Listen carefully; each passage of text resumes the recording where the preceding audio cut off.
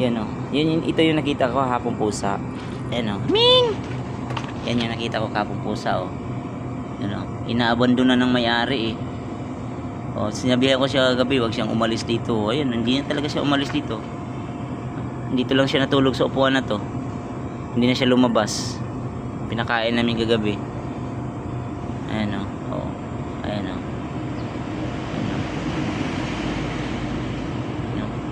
Kawawa kasi pagpabayaan sa labas eh. Kasi inaaway ng ibang pusa eh, yung mga pusang kalye. Ayan, kawawa eh. Kaya ayan, dito ko sa loob ng bodega namin nilagay. Pinapakain. Tapos parang nakakaintindi rin kasi pag sinabi ko na wag umalis, hindi rin siya umalis. Dito lang siya natulog. Kahit bukas yung pintuan, hindi siya lumabas. Aming, aming, aming. Ayun oh. Oh. Oh. Kawawa nga oh. Tapos may sipon pa. Hindi pa maliguan kaya may sipon eh. Paliliguan ko to. Ano, kawawa kasi.